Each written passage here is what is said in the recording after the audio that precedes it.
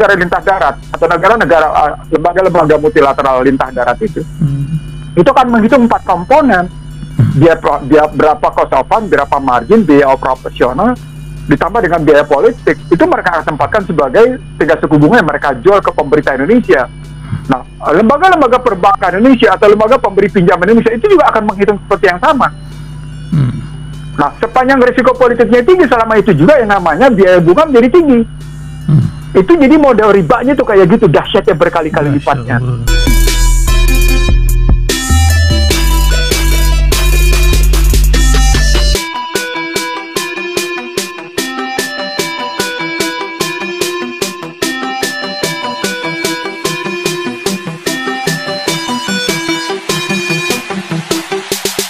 Kecil, Australia itu sudah ngikutin Ibu Susi tuh.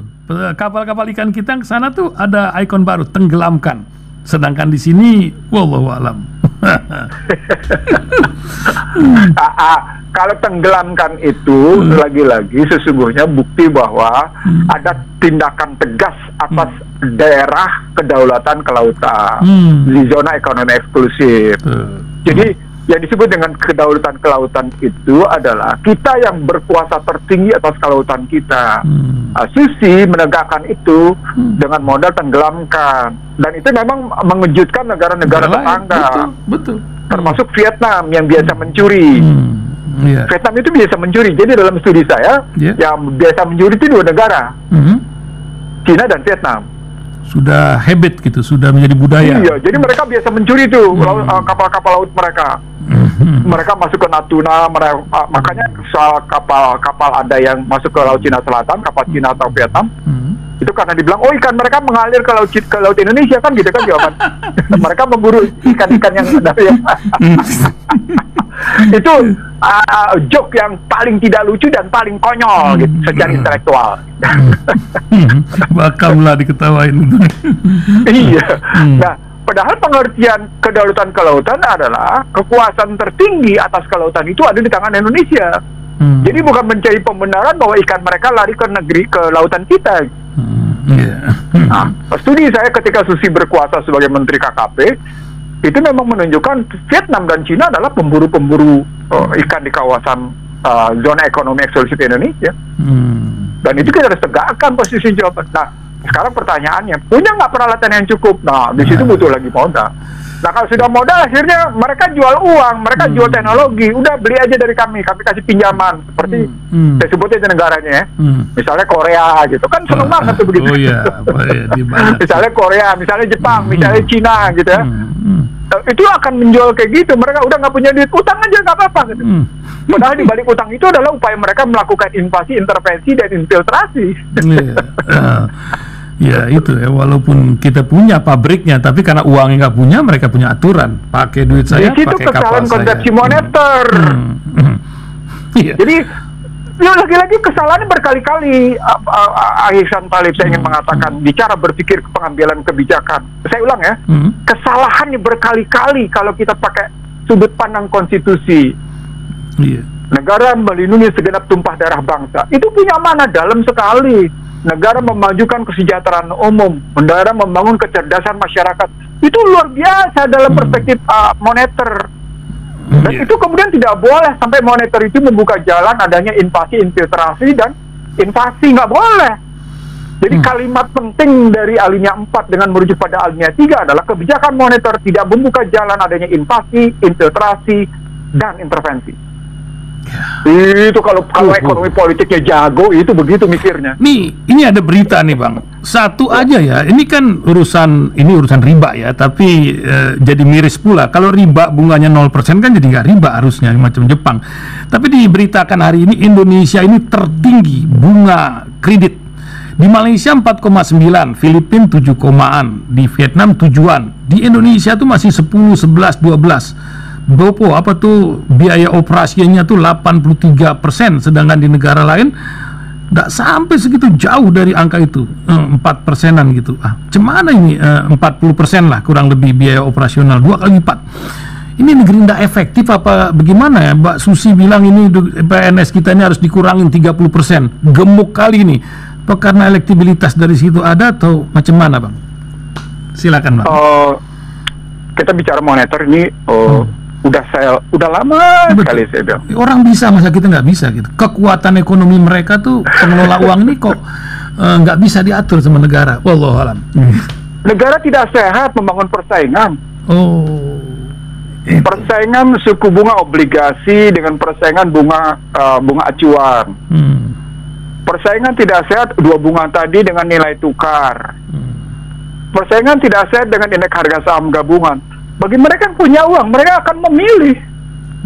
Dan itu artinya ketika kita bicara cost of fund atau biaya dana ditambah dengan biaya operasi, ditambah dengan margin, ditambah dengan risiko politik, jadi tinggi dia. Itu biasa hitung-hitungan kayak gitu dilakukan oleh Bank Dunia dan IMF serta negara-negara penghisap itu, negara-negara lintah darat itu.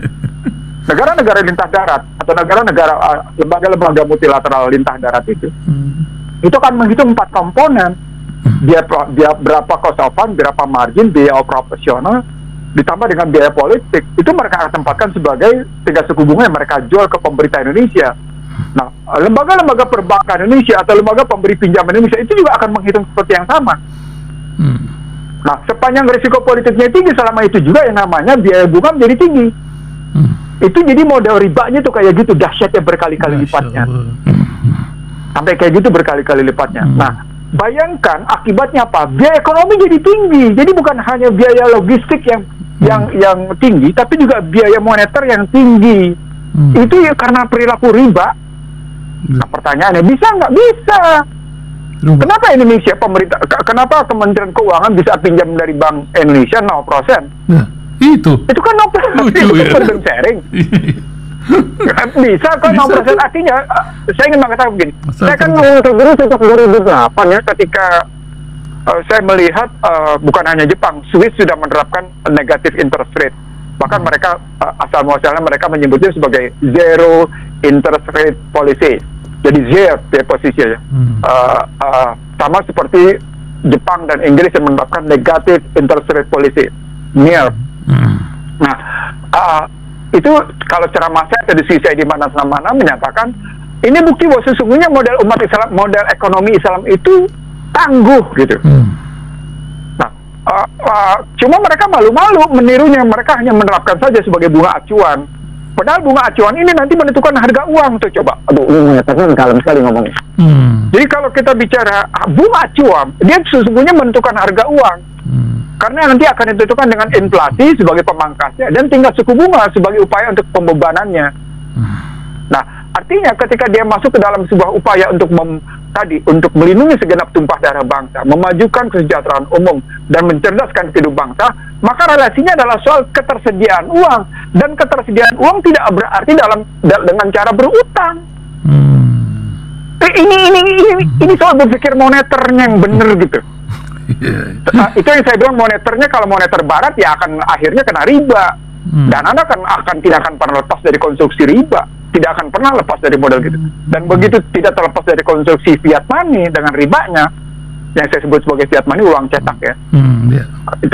Begitu tidak terlepas dari fiat money dan dengan instrumen suku bunganya, ya Anda akan masuk terkena 5I, invasi, intervensi, infiltrasi, intimidasi, inflasi, akan terus begitu. Dan itu tidak akan ketemunya vicious circle, lingkaran setan gitu. Ada jalan luar, ada.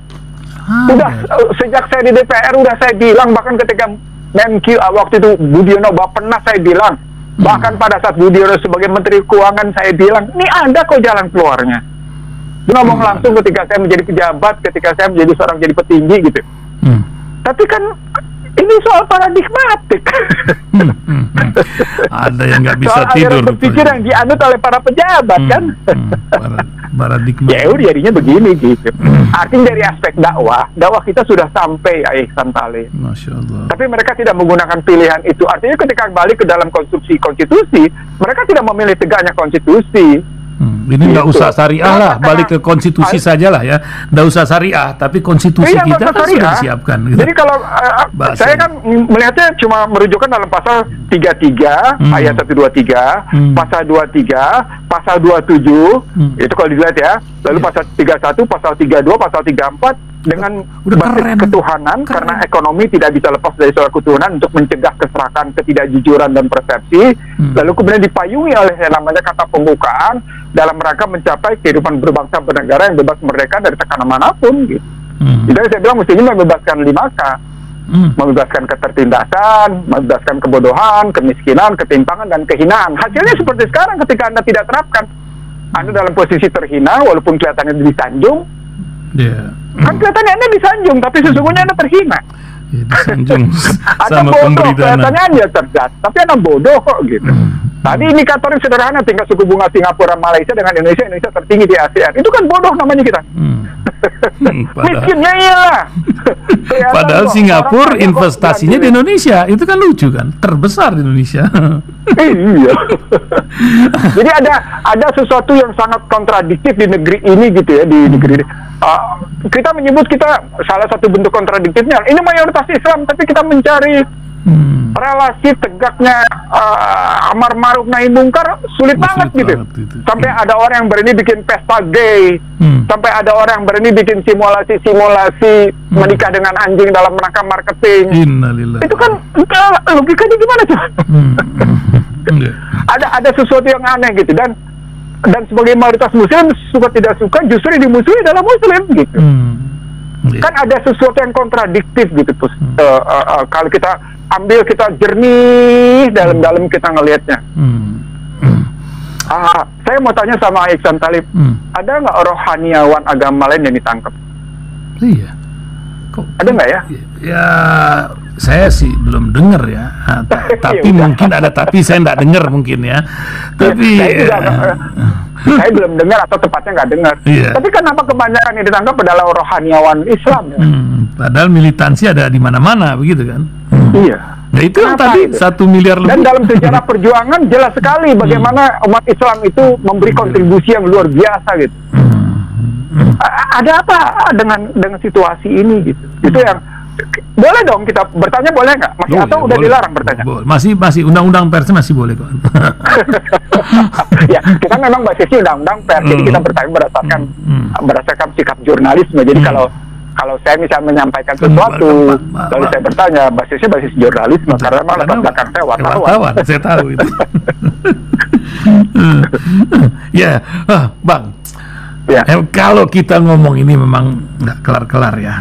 Ini entah ya, banyak orang galau, banyak orang sekarang ya bebenah pada keluarga sendirilah, komunitas dan lain-lain. Saya dengar juga beberapa komunitas begitu. Nah, dari Bang Ihsanuddin Nursi, amar ma'ruf jauh lebih nikmat di jalan, tapi nahi mungkar kan harus ada 1-2 orang selalu mengambil risiko untuk ini. Apa nasihat Bang Ihsanuddin Nursi? Mungkin kalau keadaan kurang mungkin ini sebagai penutup bincang kita. Silakan Bang Ihsanuddin Nursi. Satu hari saya lewat sebuah taman di kawasan Jakarta Selatan, di mana saya menyaksikan banyak sekali anak-anak remaja usia belasan tahun duduk-duduk di taman itu gitu. Dan salah satu celotehan mereka adalah karena mereka berlawanan jenis, keluar kata-kata yang tidak pantas diucapkan oleh seorang anak remaja. Entar gue iniin juga loh gitu. Kalimatnya begitu-gitu loh. Saya terkejut. Tapi sekaligus saya sedih. Remaja secara terbuka ngomong di hadapan teman-temannya tanpa sungkan seperti itu. Lalu saya mundur ke belakang. Oh, ternyata memang anak-anak kelas 5 SD sampai SMP 70% sudah membuka link situs porno. Merusak.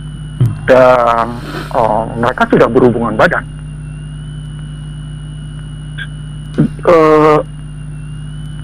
Itu kesedihan saya luar biasa gitu. Ternyata ya. Lalu ketika saya menyaksikan kemarin ada semacam legalisasi di kampus seperti itu gitu berdasarkan Permendikbud 30. Rupanya memang sedang terjadi upaya untuk meruntuhkan fondasi moral. Jadi serangan kita bukan, perang kita bukan lagi pada level perang ekonomi, bukan lagi pada level perang militer, bukan lagi pada level perang keuangan. sudah perang moral. Paralel. Dia bersamaan dengan perang-perang yang lain. Itu yang saya bilang accumulative power. Jadi accumulative power, accumulative war. Jadi satu kekuatan yang terakumulasi dalam rangka perang yang terakumulasi di berbagai sisi.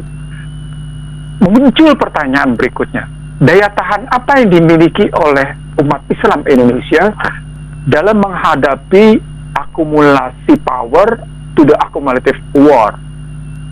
Apa yang dimiliki oleh kekuatan umat Islam Indonesia dalam rangka menghadapi akumulasi kekuasaan untuk kepentingan akumulasi perang? Di tengah negara tidak menjalankan satu model bangun ketahanan sosial dengan baik, social security yang saya maksud bukan sekedar bantuan sosial, bansos seperti itu, bukan itu gitu. Itu sifatnya fisik, makanan. Ini sudah ketahanan sosialnya tidak lagi pada level fisik, bukan lagi pada level pengetahuan, tapi sudah pada level moral. Itu yang saya sebut sebagai perangnya sudah perang modal sosial. Saya terus terang ternyata saya kurang sehat selama belasan hari ini, punya makna dalam gitu ya. Sambil merenung, sambil ngelihat kanan kiri, ini perangnya sudah pada level perang modal sosial, bukan hanya benturan antara modal sosial sama modal finansial, tapi di antara modal sosial sendiri itu sudah benturan.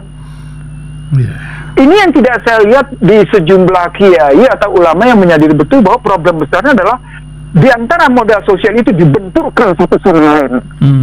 Nah, benturan atau katakan perang modal sosial tadi kan sangat tergantung sekali pada fondasi keimanan yang dimiliki oleh satu individu, satu keluarga, atau tepatnya satu masyarakat. Kalau fondasi imannya rapuh, ya pasti kalah. Apapun alat perangnya. Iya, udah rontok dia, karena salah satu modal sosial yang paling utama adalah nilai. Kan modal sosial ada 5. Ada soal nilai-nilai, ada soal komitmen, ada soal trust, ada soal silaturahim atau jejaring sosial, ada soal kepemimpinan. Kalau keimanan rontok, kepemimpinan nggak ada, habis. Umat Islam pemimpinnya siapa sekarang? Lepas tangan. MUI dianjurkan dibubarkan, sampai seperti itu. Lalu saat yang sama kita tahu bahwa ternyata fondamen keimanan kita kayak gitu. Lalu pertanyaan kita, kemana kita mesti memohon kepada Allah? Itulah pentingnya kita tidak meninggalkan sholat subuh berjamaah. Itulah penting kita tidak meninggalkan sholat isya berjamaah, walaupun dalam keadaan ya sejauh mungkin jangan tinggalin ya, walaupun kurang sehat. Itu harus dilakukan sekuat tenaga untuk melakukan supaya tetap terbina, supaya tetap kita dapat rahmatnya. Nah, saat yang sama tentu harus dibina terus kekuatan keimanan itu. Nah, silaturahimnya tetap nggak boleh diputuskan. Ini terus ngebangun silaturahim umat Islam se-Indonesia dan sedunia bahkan. Jadi bukan hanya level umat Islam se-Indonesia, level se-Asia Tenggara juga harus terbangun. Misalnya pendengar di Singapura, pendengar di Malaysia, terus tetap terbina dan mereka membangun Islam yang satu. Kebayang nggak kalau kemudian ledak core dari silaturahim itu ke inti dari keislaman itu, sehingga ada gerakan umat mempersatukan umat Islam sedunia. Nah, itu mungkin dilakukan kalau kita memang punya perspektif yang sama. Kita tidak mau dipecah-pecah dengan Wahabi, Salafi, Muhammadiyah, NU, Al-Wasliyah, apalah, nggak ada lah itu. Gitu. Kita tetap berpegang pada Al-Quran dan hadis yang satu. Kita tidak berpegang pada yang lain. Nah, jalan satu-satunya itu, dan kita tidak ego atas kelompok kita tidak ego atas pemikiran kita. Saya bukan tidak mau duduk bareng dengan teman-teman yang kelihatan. Tapi kalau kemudian ternyata ada hal-hal yang juga patut kita harus berani mengoreksi diri gitu. Jadi kata kunci pertama memang ibda bin nafsi. Tapi setelah ibda bin nafsi lakukan segera pada keluarga. Setelah keluarga, lakukan pada komunitas. Sehingga amar ma'ruf nahi mungkarnya berjalan. Nah, kunci utamanya kan adalah horinas anfa'hum linnas. Bermanfaat. Bagaimana kita bermanfaat bagi manusia sesama manusia, tapi sesungguhnya di balik kata-kata manfaat itu core-nya adalah keimanan kita gitu. Ketemulah waladzina amanu amalin sholihah. Amalin sholihah itu horinas anfa'hum linnas. Saya kira dalam rangka memperbaiki silaturahim kita begitu gitu.